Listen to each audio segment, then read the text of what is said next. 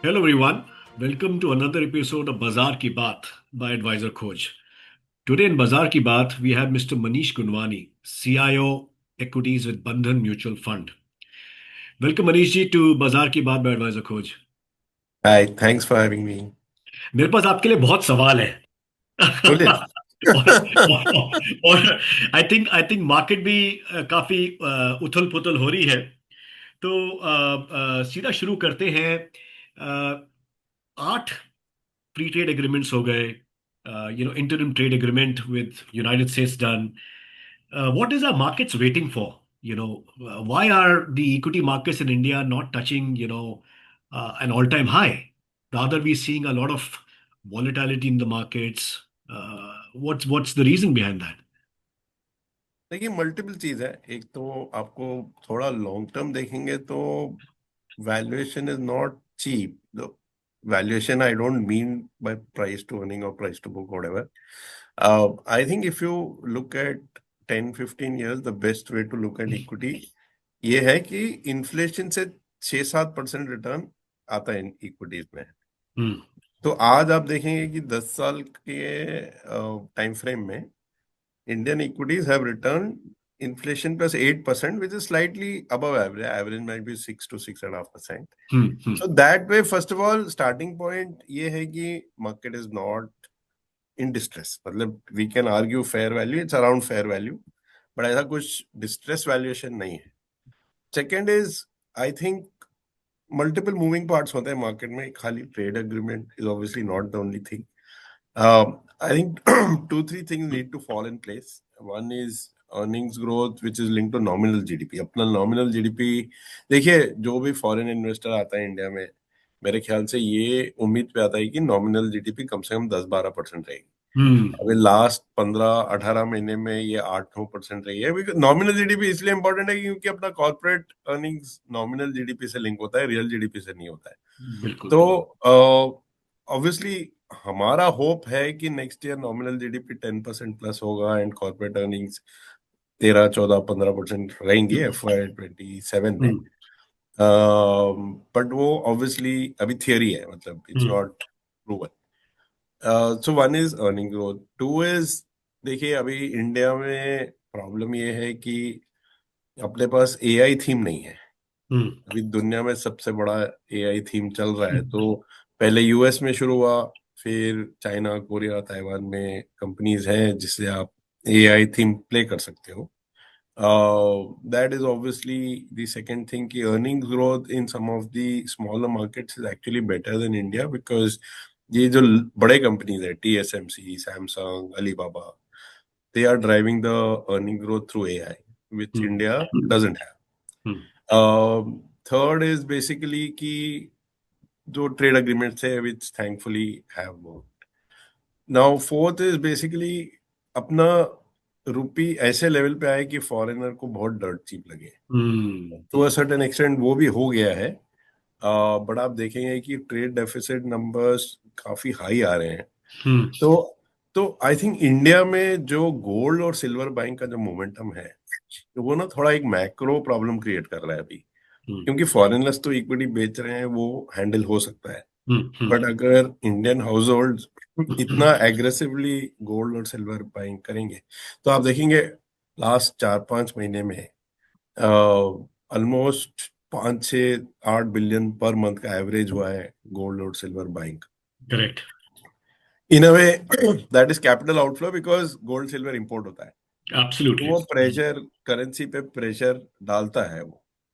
तो अगर वो स्लो डाउन हो गया, और अब होप ये है कि लास्ट 3-4 हफ्ते से जो गोल्ड और सिल्वर प्राइसेस में वोलेटिलिटी आई है, बिकॉज एक महीना पहले तो सब अज्यूम कर रहे थे कि गोल्ड सिल्वर में एवरी ईयर 50% रिटर्न बनेगा। आप किसी से भी बात करो, उसको लगता है कि गोल्ड में 20-25-50% बन सकता है।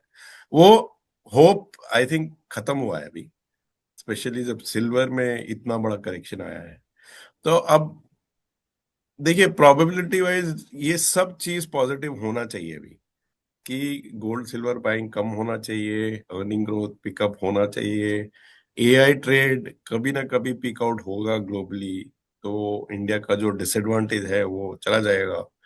यूएस और यूरोप ट्रेड एग्रीमेंट्स हो गए हैं, तो एट द मार्जिन हम लोग काफी ऑप्टिमिस्टिक है कि equity returns will pick up from here, and at least जो मिड और स्मॉल कैप का जो अंडर परफॉर्मेंस था लार्ज कैप के तुलना में, that I think is close to bottoming out, because generally it has been seen कि when currency bottoms out, currency पे प्रेशर जब बॉटम आउट हो जाता है, तो इतना माइक्रो कैप स्मॉल कैप पे प्रेशर नहीं होता है फिर उसके बाद।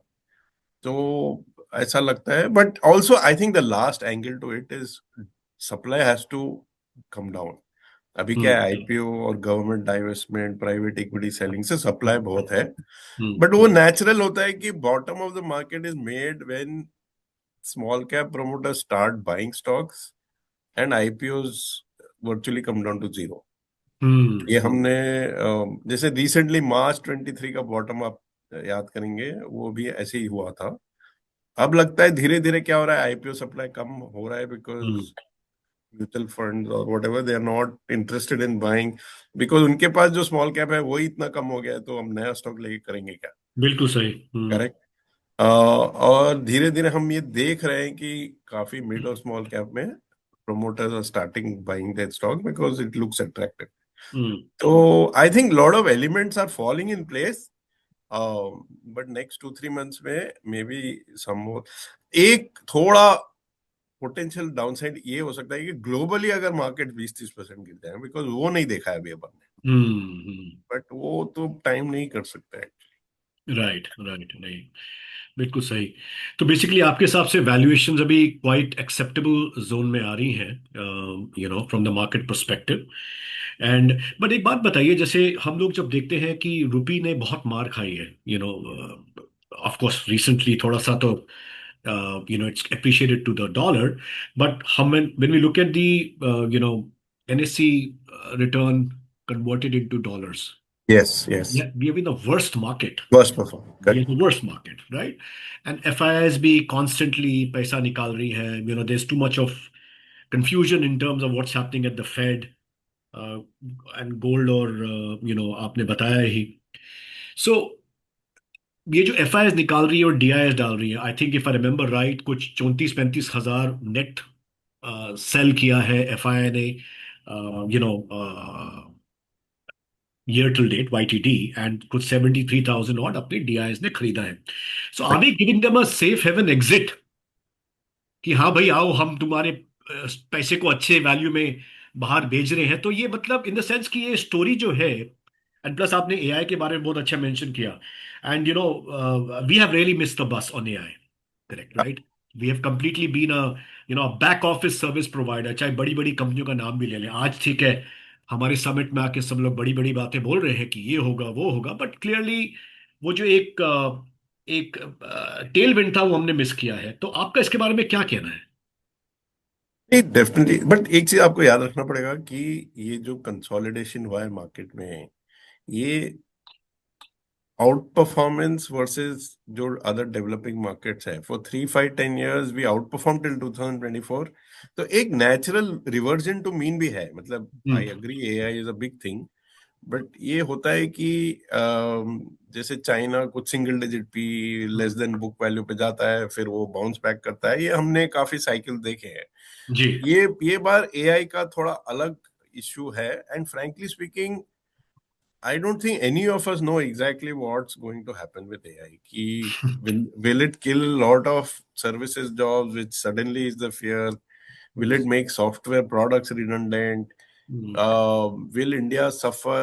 Because एक हेडविंड तो है कि कोडिंग ये वो में प्रोडक्टिविटी बहुत बढ़ गई है, तो लोगों की ज्यादा जरूरत नहीं है।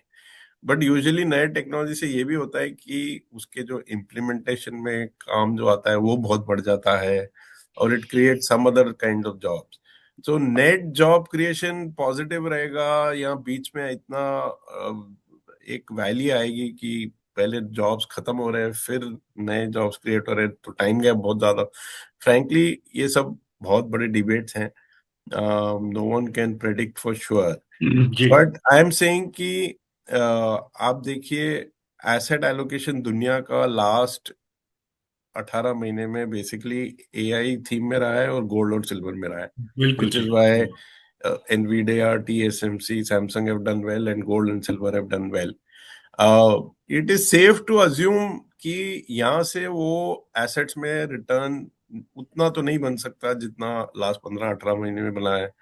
I am not against owning some gold and silver because मुझे लगता है दुनिया में लिक्विडिटी इतनी हाई है कि सब हम्म रिस्क एसेट में होना चाहिए सबको.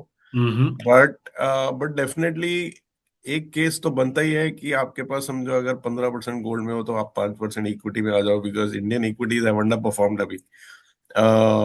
आई am not saying distress valuation है इक्विटी में बट गोल्ड और silver look a bit frothy versus equity Indian equities at this point of time.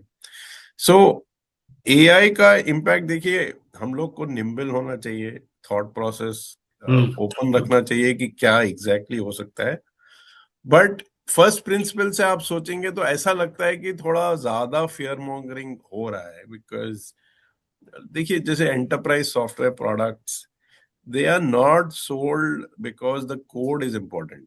They hmm are sold because they are very safe organized. देखिए अगर कोई बड़ा company है तो अगर ईआरपी ले रहा है कोई कंपनी से तो उसको अश्योरेंस चाहिए कि जो वेंडर है वो हम्म 20-30 साल रहेगा क्योंकि जी literally every business process ERP पे चलता है, करेक्ट. हम्म तो उनको अगर कुछ कस्टमाइजेशन चाहिए, कुछ ट्रेनिंग चाहिए, कुछ सपोर्ट चाहिए तो you want a vendor who's you feel is financially stable for next 10-20 years. जी Just because the code is easy to develop, it's not the full value of enterprise software product is because of the code. It's because of the ecosystem जो develop हुआ है. और वो ecosystem इतना overnight destroy नहीं होएगा मेरे ख्याल से जो हम्म आजकल स्टॉक प्राइसेस इंडिकेट कर रहे हैं.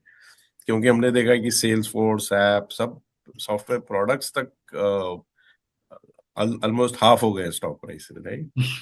तो तो थोड़ा फर्स्ट प्रिंसिपल से लग रहा है कि लोग जैसे कोविड के बाद सब अज्यूम करें कि कोई ऑफिस ही नहीं जाएगा और जूम पे ही दुनिया चलेगी, वो होता नहीं है ना वैसे. मतलब बिल्कुल होता नहीं थोड़ा है। लग रहा है कि थोड़ा कॉन्ट्रेरियन बेट लेना चाहिए कि देखिए कोडिंग पे आई एम नॉट श्योर, तो मैं आईटी सर्विसेज पे इतना कॉन्फिडेंट नहीं हूँ ऑनेस्टली. क्योंकि कोडिंग में तो डेफिनेटली इम्पैक्ट हुआ है, बीपीओ में डेफिनेटली इम्पैक्ट हुआ है. But some of the internet platforms, some of the software products, they seem थोड़ा ऐसा ज्यादा ही हार्श जजमेंट हो गया मार्केट का, ऐसा लगता है. आई एग्री, थोड़ा सा हार्श जजमेंट डेफिनेटली हुआ है बिकॉज जिस तरीके से बाजार एंथ्रोपिक क्लॉड कोवर्क को सुन के क्या हिल गया एकदम से, I think it was over reaction basically बाजार में भी हुआ है करेक्ट. बिफोर देखिए understanding. Main frames have been outdated for 3 decades now, but lot of banks globally still run on main frames, right. ऐसा एब्सोल्युटली बिल्कुल जी उससे फिर एब्सोल्युटली। कुछ नहीं होता है लाइफ में. तो रुपया का जो वैल्यूएशन अभी है करंटली, जिस दिन हम ये आपसे बात कर रहे हैं, तो are you convinced with this valuation? Broadly I think rupees close to fair value, but मेरा यही है देखिए करेंसी में ना दो प्रॉब्लम्स आ सकते हैं. एक करंट अकाउंट प्रॉब्लम आ सकता है और एक कैपिटल अकाउंट प्रॉब्लम आ सकता है. Current account is actually easier to analyse because क्या होता है कि अगर समझो आपके टोटल इंपोर्ट्स ज्यादा हैं टोटल एक्सपोर्ट्स की तुलना में, तो जब करेंसी डिप्रिशिएट होता है वो डिप्रिसिएशन से एक्सपोर्ट ज्यादा कॉम्पिटेटिव हो जाते हैं और इंपोर्ट्स महंगे हो जाते हैं. तो समझो रुपी 80 से 90 हुआ तो समझो आप स्मार्टफोन इंपोर्ट कर रहे थे, उसका प्राइस बढ़ जाएगा तो डिमांड कम हो जाएगा तो इंपोर्ट कम हो जाते हैं और एक्सपोर्ट बढ़ जाते हैं. प्रॉब्लम इस कैपिटल अकाउंट का जो प्रॉब्लम होता है ना वो सेंटिमेंट ड्रिवन है. बिकॉज जी अभी आप देखिए कि कैपिटल अकाउंट का प्रॉब्लम इंडिया में क्यों आ रहा है, क्योंकि एफआई स्टॉक्स भेज रहे हैं और इंडियंस गोल्ड एंड सिल्वर ले रहे हैं, करेक्ट. अब ये सब सेंटिमेंट ड्रिवन है to a certain extent. Initially may be valuation driven था जब गोल्ड सिल्वर चीप था, या लेट्स से 2024 एंड में you can argue Indian stocks were very over valued. But अभी तो ये मोमेंटम ड्रिवन है, correct. I don't think people are buying because gold silver पे कुछ फंडामेंटल व्यू है, या FIIs are selling more because relatively AI theme में momentum है, इंडिया में मोमेंटम नहीं है, करेक्ट. जी So we know that this will come to an end, but capital account क्या है, वो प्रो सिक्लिकल मोमेंटम सेंटिमेंट कब खत्म होगा, वो 1 महीना चलेगा, 12 महीना चलेगा, थोड़ा डिफिकल्ट है। बट हम्म, मेरे को लगता है कि ये जो वोलेटिलिटी आई है गोल्ड सिल्वर प्राइसेस में, बिकॉज यूजुअली जो मोमेंटम बायर होता है उसके लिए इतनी वोलेटिलिटी स्पेशली सिल्वर में वो नॉक ऑफ कर देती है डिमांड को। बिल्कुल, तो absolutely. Hopefully, but again this is obviously a guess. I think we should keep monitoring कि गोल्ड सिल्वर ईटीएफ्स के इनफ्लोज कितना सस्टेन कर रहे हैं। उससे अच्छा आइडिया मिलेगा कि कितना मोमेंटम बाइंग चल रहा है गोल्ड सिल्वर में। My gut feel is that usually after such kind of volatility, the demand for asset goes down, but we have to see. Right, जी, जी, absolutely. And of course at least जो numbers दिख रहे हैं that there is lot of money still flowing towards these two hard assets हाँ, through. जैन में तो आप देखेंगे ट्रेड डेफिसिट कुछ 35-36 बिलियन आया था, because 12 billion gold silver imports थे। जी, जी, बट बट होपफुली ये वोलेटिलिटी भी लास्ट 3-4 वीक्स की है, तो आई थिंक फेब मार्च में पता लगेगा कि कितना सस्टेन्ड इनफ्लो है इन दीज एब्सोल्युटली, ईटीएफ। जी। ये जो रिसेंटली सीपीआई में चेंजेस आए हैं, यू नो, अर्बनाइजेशन, लाइफस्टाइल, काफी इंक्लूजन किया है। I think it's to my mind बहुत अच्छी बात हुई है, बिकॉज बड़ी पुरानी बास्केट हम लोग यूज करते थे। तो आपका इसके बारे में क्या कहना है? एंड दूसरा, will it give enough guidance now to RBI in terms of and the banks for the cost of capital? देखिए, फर्स्ट ऑफ ऑल ना, as a equity investor I am not fixated on being very precise about inflation, because I have never believed कि आप inflation को एक number से capture कर सकते हो, because everyone baskets of good and services अलग अलग होता है। मतलब समवन हु इज एफ्लुएंट, उसके लिए food might be 5% of consumption, someone who is poor, food might be 50% of consumption.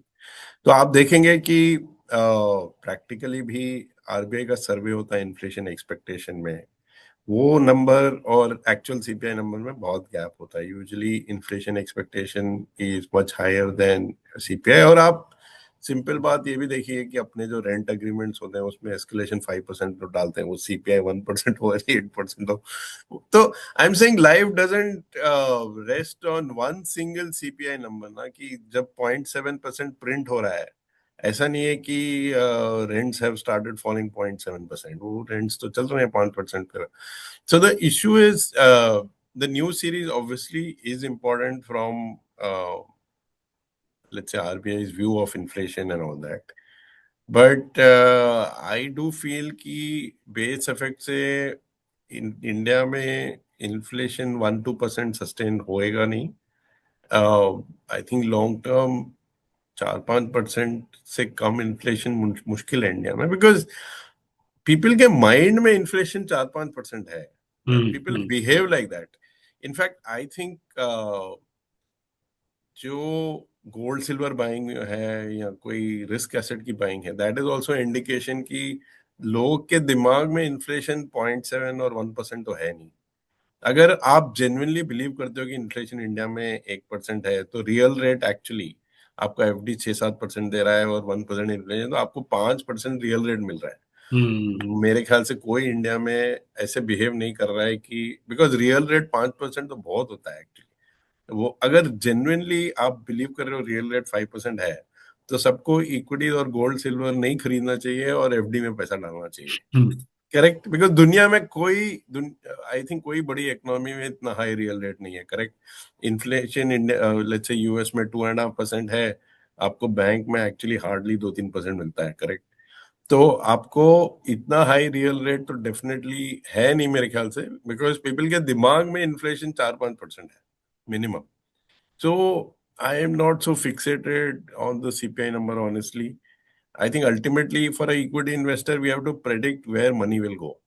Sure. Correct. So do I believe कि gold silver buying will become zero because CPI is 1%? I don't think so. So we have to just be, so broadly I think एक सही बात है कि structurally India में inflation कम हुआ है। हम्म, आप कोई भी मेजर ले लो, आप आरबीआई के इन्फ्लेशन एक्सपेक्टेशन का चार्ट देख लो, सीपीआई का चार्ट देख लो, डब्ल्यूपीआई का चार्ट देख लो, जिसकी वजह से नॉमिनल जीडीपी ग्रोथ भी कम हुआ है। तो गुड पार्ट इज मेरे ख्याल में इसका थियोरेटिकली मार्केट के लिए इम्प्लीकेशन ये है, दो इम्प्लीकेशन है कि पी मल्टीपल हाई रहेंगे और अर्निंग ग्रोथ कम रहेगी। क्योंकि देखिए हम्म। आपकी अर्निंग ग्रोथ तो नॉमिनल जीडीपी से लिंक्ड है। सो समझो 10 साल पहले इंडिया का नॉमिनल जीडीपी ट्रेंड 13-14% था, अभी वो 10-11% हो गया है। तो हम्म। आपकी अर्निंग ग्रोथ ऑब्वियसली 2-3% से कम होगी, करेक्ट, बिकॉज नॉमिनल जीडीपी चल 2-3% कम हुआ है। जी जी। और बट इसका मतलब ये भी है कि आपका पी मल्टीपल हाई रहेगा, क्योंकि थियोरेटिकली आपका जब कॉस्ट ऑफ इक्विटी कम होता है, और cost of equity link to risk free rate है, जो risk free rate actually is link to inflation, right. तो आपका अगर कॉस्ट ऑफ इक्विटी कम है तो थियोरेटिकली आपका पी मल्टीपल हाई रहना चाहिए। तो हम्म। काफी लोग मार्केट को इस नजर से देखते हैं कि average multiple of last 10 years के तुलना में कहाँ है। मेरे ख्याल से that is not correct way to look at it. जी। मेरे ख्याल से नेक्स्ट 10 year का जो एवरेज पी मल्टीपल इंडिया का है वो थोड़ा ज्यादा ही रहेगा versus last 10 year average. Cycle तो रहता ही है, बट थियोरेटिकली बिकॉज आपका अगर इन्फ्लेशन कम है तो पी मल्टीपल हाई होना चाहिए थियोरेटिकली। Sure sure. हमने रिसेंटली देखा कि you know oil prices of course have been very well controlled as far as we ever concerned. काफी हमने रशिया से डिस्काउंटेड ऑयल कभी खरीदा है। Now suddenly, in fact, today when you're looking, oil prices have gone towards $70 a barrel. जी। So आपको immediately अगर मैं पूछूं, मतलब कि in the sense like in the next couple of months, what are the immediate threats जो आपको लगते हैं which could disrupt the market, because there is हंगामा तो बहुत चल रहा है हमारे आसपास। तो what would you believe would be the immediate threats, Manish ji? ये दो तीन है। एक तो obviously oil going to 80, I think 70 is manageable because long term it has been on the down trend only oil price. But या 80 plus at today's market context में थोड़ा shock होगा। मेरे ख्याल से तो वो रिलेटेड रिस्क है actually. Hmm. See one is globally जो 10 year 30 year बॉन्ड यील्ड है वो अभी भी थोड़े हाई हैं। अगर वहां कुछ 50 बिप से 1% का जंप आएगा, जैसे यूएस का 30 year यील्ड 4.8 4.7 कुछ है। Hmm. This is reasonably high when you see last 10-15 years, right. And in spite of Fed cutting rates this is not coming down. तो आप देखेंगे लास्ट 2 साल जो भी शॉर्ट टर्म रेट्स कम हुए हैं, एंड ये ग्लोबली हुआ है। आप जापान का 30 year बॉन्ड देखें, जर्मनी का 30, इंडिया का भी 30 year बॉन्ड देखें, तो अल्टीमेटली देखिए डेट और इक्विटी कॉम्पिटिटर्स है for the same pool of saving. अगर इधर थोड़ा एक्सीडेंट का चांस हाई है क्योंकि गवर्नमेंट के डेट्स हाई हैं, तो जो बॉन्ड इश्यूएंसेस हो रहे हैं ग्लोबली वो level is very high. Like US is running a very high fiscal deficit, Europe, China, India, everyone is running very high fiscal deficit, right. तो समझो ट्रेजरी मार्केट में कुछ एक्सीडेंट जो ब्रिटेन में हुआ था 1-2 साल पहले, कि suddenly the bond issuance of the government was found difficult to be subscribe. तो समझो अगर यूएस 30 year यील्ड 4.7 से सडनली 5.5% हो जाता है, तो मुझे लगता है कि globally there will be a bit of crash in equities. Crash मतलब करेक्शन तो आ ही सकता है, because generally globally equity markets have done very well. India is not done well, but आप देखेंगे P multiples of the global market are actually extended. तो ये, and because the supply of bonds is high, I think that risk is there. The second kind of correlated risk is, हम लोग सोच रहे हैं कि अगर एआई में थोड़ा मीनिया कम हो तो इंडिया में फ्लो आ सकता है। बट देखिए एआई से लिंक्ड भी अभी डेट काफी है, मतलब because lot of these hyper scalers they have taken debt, specially a stock like Oracle is very sensitive to the credit rating, because अगर एआई स्लो डाउन में क्रेडिट स्प्रेड्स गो अप कि debt पे issue आ जाए, तो India relatively में do well, but अगर globally market 20-30% correct होंगे तो ऑब्वियसली इंडिया में गिरेगा ही, right? तो मुझे ये बॉन्ड यील्ड्स प्लस क्रेडिट पे जो कॉम्प्लेसेंसी है दुनिया में, अगर आप देखेंगे कि क्रेडिट स्प्रेड्स जी। Are lowest in decade right now, correct. वो as a contrarian that always seems a bit risky कि इतना कॉम्प्लेसेंसी है क्रेडिट में। और जैसे एआई का क्रेडिट अगर क्वेश्चन बन जाए तो एक ग्लोबल रिस्क ऑफ आ सकता है। मुझे लगता है lot of domestic negatives are priced in, Sure. Because as we discussed कि आप लास्ट Hmm. 18 मंथ में बहुत करेंसी भी अंडर परफॉर्म करी है, स्टॉक मार्केट भी अंडर परफॉर्म किया है। तो जो डोमेस्टिक रिस्क है कि earning growth might be slower और एनीथिंग एल्स, तो वो मोर और लेस प्राइस्ड इन है। बट ग्लोबली कहाँ से बड़ा झटका आ सकता है, मुझे लगता है कि ये जो बॉन्ड यील्ड प्लस क्रेडिट का जो प्ले है, वहाँ कुछ एक्सीडेंट का चांस है। Sure. Sure. Sure. अच्छा, ये जैसे हमारा बजट आया तो ऑब्वियसली बजट के बारे में अलग अलग व्यूज थे बाजार में। सम कुछ लोग बोलते हैं कि पर्सनल इनकम टैक्स के लिए कुछ नहीं किया, ये नहीं किया, वो नहीं किया, when obviously we did see a big reform happening just around over 12 months ago. Plus obviously जो जीएसटी रैशनलाइजेशन किया, करेक्ट। कोई गुडी बैग तो है नहीं कि हर बारी आके हम आपको फ्रीबीज देते रहेंगे। सरकार चलेगी कैसे, इकोनॉमी चलेगी कैसे? तो आपका ये बजट के बारे में क्या व्यू है? I I don't want you to get into details because बहुत लंबा सब्जेक्ट है। बट एट नहीं, एट जीएसटी रैशनलाइजेशन का आपका क्या लगता है कि उसका पूरा इफेक्ट आ चुका है अभी तक फ्रॉम आर कंजम्पशन परस्पेक्टिव, या रहता है अभी भी? more or less, I think GST by itself, maybe in the economy today, see, we've seen a mix of things. One is income tax cuts, two is GST cuts, and what is probably not very visible is a lot of state budgets, especially which went for Hmm. elections in the last Hmm. 15 Hmm. months. There's been big shift towards consumption-driven spends like Ladki Behan and all that, right? Hmm. So when you combine income tax, GST, and that shift in state budgets, we've seen a fair bit of stimulus, and therefore देखो मेरा budget से कुछ खास expectation stimulus perspective से नहीं है, even for next 2-3 years, because clearly at combined 7 to 8% के बीच में जो अपना फिजिकल डेफिसिट है वो छोटा नहीं है। मतलब globally 7 to 8% is a big number for government deficit. We should always see it combined, centre plus state, right? तो इन अभी गवर्नमेंट के पास इतना कुछ रिसोर्सेज नहीं है। Secondly, you have to remember that pay commission is coming, Hmm. which will take impact with historic. So even if it comes in 2027, they will have to pay out from Jan 1st 2026 as arrears, correct? जी, So जी। there's a big amount which will stress the fiscal to a certain extent. Good part is rupee depreciation के साथ RBI का जो profit है वो बढ़ जाता है, तो I think some part of dividend from RBI can actually increase at some point, because with this rupee depreciation, they will be making higher profit. So moving parts here, but frankly, we can't expect the government to drive this economy now, both on the capex side and maybe after pay commission, difficult for them to drive consumption also. I think a pay commission will be the last big thing from the government side, because uske baad, honestly, there is very little leeway in the budget. But good part is, देखिए, I think we are living in a fairly strong global economy. अपना headlines इतने negative होते हैं कि tariff war है, जियो politics है, war है, lot of prime minister presidents are blaming each other. But if you just look at data, whether it's PMI, port data, whatever, the global economy is actually doing very, very well. All the leading indicators of the big economies are very strong. You're seeing metal prices being very robust, which is a sign of the demand being strong.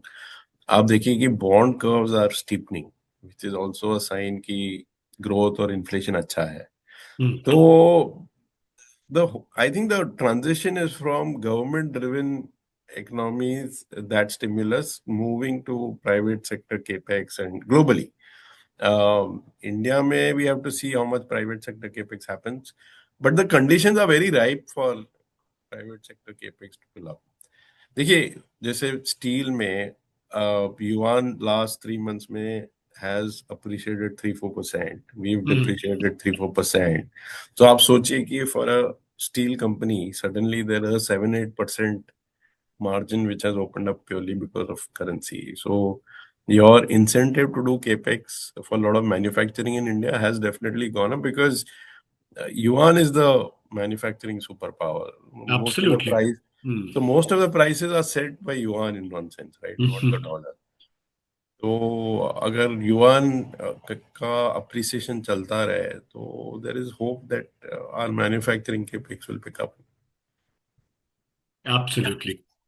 एक सवाल और मेरे mind में आता है कि कहीं ना कहीं इन्वेस्टर को भी थोड़ा अपने माइंड में रीएडजस्ट करना पड़ेगा कि गोइंग फॉरवर्ड रिटर्न्स कितने एक्सपेक्ट करे वो इक्विटी से. बिकॉज आई थिंक जिस तरीके से we have seen so many investors coming into the equity markets regulate correct and in unregulated manner.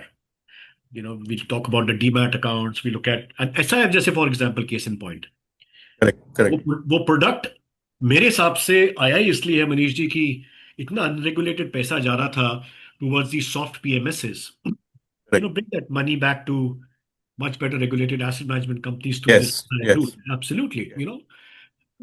So कहीं ना कहीं क्या इन्वेस्टर की एक्सपेक्टेशन को भी थोड़ा मॉडरेट होना चाहिए, या आपका क्या व्यू है? डेफिनेटली. देखिए, आई थिंक ग्लोबली और India also if you see the hard data 2020 to 25, hmm. corporate earning growth, nominal GDP, and stock market returns all have been the same, which is hmm. 12% broadly. Correct? So, point I'm making is very long term, nominal GDP drives corporate earning growth, and very long term, actually, PE multiple doesn't create too much difference in return. Hmm. Whether it's 18 or 20, और आप अगर 10 साल का return देखोगे तो कुछ ज्यादा फर्क नहीं पड़ेगा पी मल्टीपल चेंज से. Correct.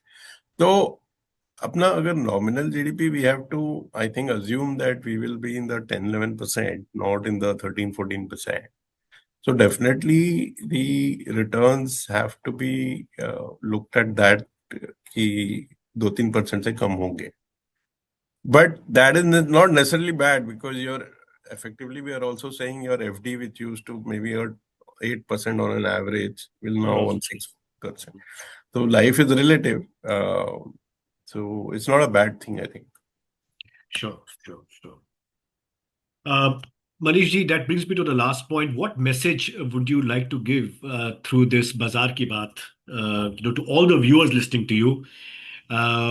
Because this is quite an opportunity to have you with us today. Because I'm sure this video podcast will be highly watched by many people. So, what message would you like to give them in terms of, भाई, आपका asset allocation क्या रहना चाहिए, considering today and of course the next 2-3 years to come? Yeah, I think very simple way if you don't want to spend too much time or you don't have the bandwidth to study markets in detail is to have a diversified asset based with fairly fixed allocation, but at the margin change 5-10% based on generally in asset allocation by selling something which has done very well and rebalancing it towards something which has done badly works in the long term, right? So 6 महीने पहले काफी distributors मुझसे पूछते थे कि सब equity बेच के गोल्ड सिल्वर में 100% डाल दूं क्या. और अब मैं ये देख रहा हूँ कि लास्ट 2-3 हफ्ते में लोग बोल रहे हैं कि सब गोल्ड सिल्वर बेच के इंडियन इक्विटी पे डाल दूं क्या. तो मेरे ख्याल से both are not correct. Like you don't need to be so but emotional. ये जो एक विचारधारा है ना, यही हमारी मार्केट्स को अलाइव रखता है. Correct. So I'm saying don't be that 95%. Have a diversified base of asset, but जो एसेट बहुत अच्छा किया है तो वो थोड़ा 5% बेच दो. गोल्ड सिल्वर इंडियन इक्विटी में डाल दो 5%. कम से कम रीबैलेंस कर लो. मतलब I think long term at least in big asset allocation it may not work in stocks, but in big asset allocation थोड़ा contrarian thinking works. बहुत I जरूरी है. think. बहुत जरूरी है. आई थिंक ये आपने जो बोला ना, contrarian thought works, it's very very important. Well, बहुत बहुत शुक्रिया. सो हमेशा आपसे बात करने को बहुत कुछ सीखने को मिलता है. So thank you very much Manish ji for taking out time and joining it today with us for बाजार की बात बाय एडवाइजर खोज. आपका My बहुत बहुत pleasure. शुक्रिया for joining in today. My pleasure and always good fun chatting with you. Thank you, sir. Thank you so much. And for our viewers, please, if you have not subscribed to the Advisor Coach YouTube channel, please do it right now for listening to market experts like Manish ji. And thank you very much, Manish ji. Thank you. Bye bye.